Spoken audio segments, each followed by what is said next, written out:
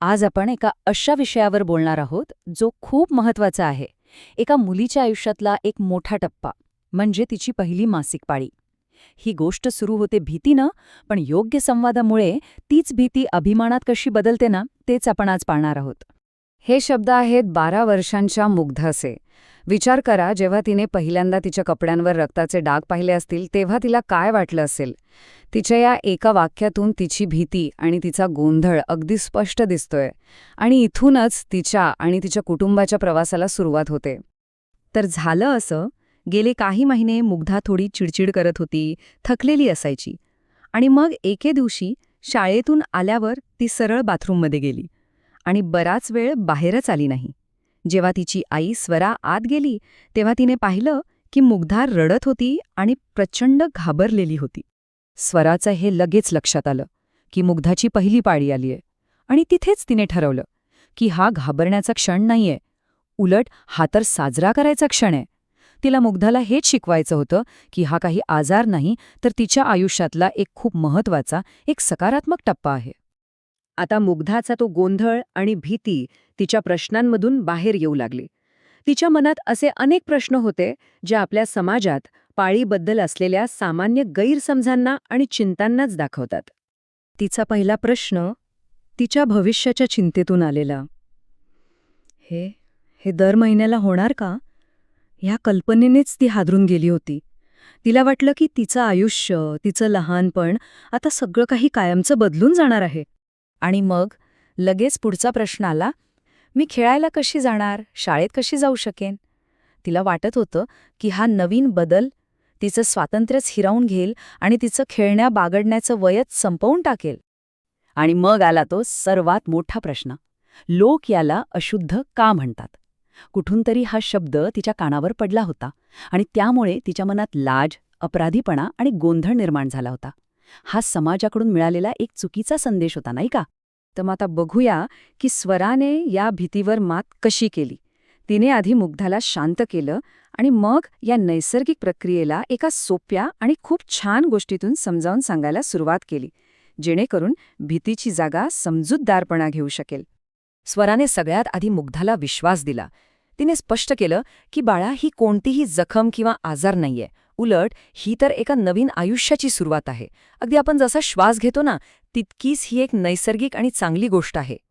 आणि मग स्वराने मुग्धाला समजवण्यासाठी एक इतकी सुंदर, इतकी सोपी उपमा वापरली ना.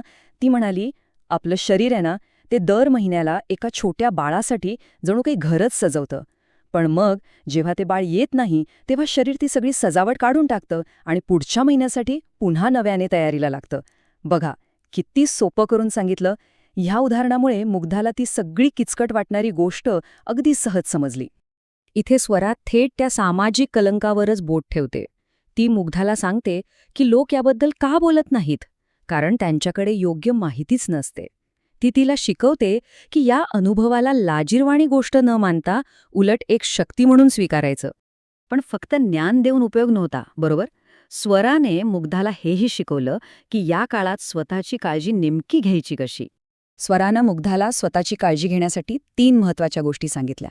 पहिलं म्हणजे स्वच्छता, पॅड कसा वापरायचा आणि स्वतःला स्वच्छ कसं ठेवायचं. दुसरं म्हणजे योग्य आहार आणि पुरेशी विश्रांती.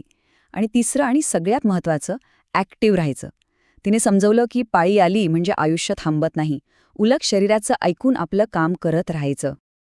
पण या गोष्टीत आणखी एक खूप महत्त्वाचा भाग आहे, आणि तो म्हणजे मुग्धाच्या वडिलांचा, राजचा सहभाग.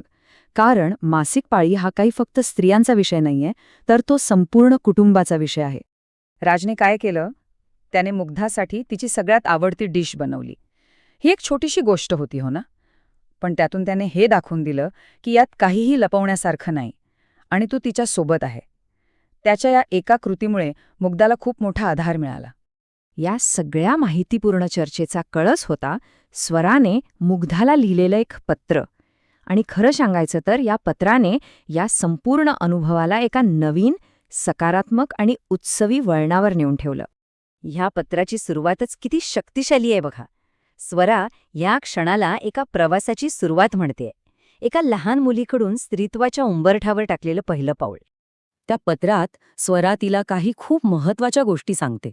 ती म्हणते की हे बदल तुला अधिक खंबीर बनवतील. या दिवसांना कधी अशुद्ध मानू नकोस, कारण ते तुला निसर्गाशी जोडतात.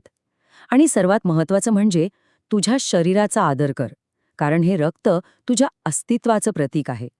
आणि या ओळीतून स्वरा तिच्या मुलीला एक अतूट वचन देते की ती फक्त एक आई नाही तर एक मैत्रीण म्हणून तिच्यासोबत कायम उभी राहील. हा जो भावनिक पाठिंबा आहे ना, तो खूप महत्वाचा असतो. मग या संपूर्ण प्रवासातून, या संवादातून, या पत्रातून मिळणारा शेवटचा आणि सर्वात महत्त्वाचा संदेश काय होता? स्वराच्या पत्रातली शेवटची ओळ ह्या सगळ्या अनुभवाचं सार सांगून जाते. मासिक पाळीची सुरुवात हा भीतीचा प्रवास नाही, तर तो अभिमानाचा प्रवास आहे. हा स्त्रीत्वाचा स्वीकार करण्याचा आणि तो आनंदाने साजरा करण्याचा प्रवास आहे.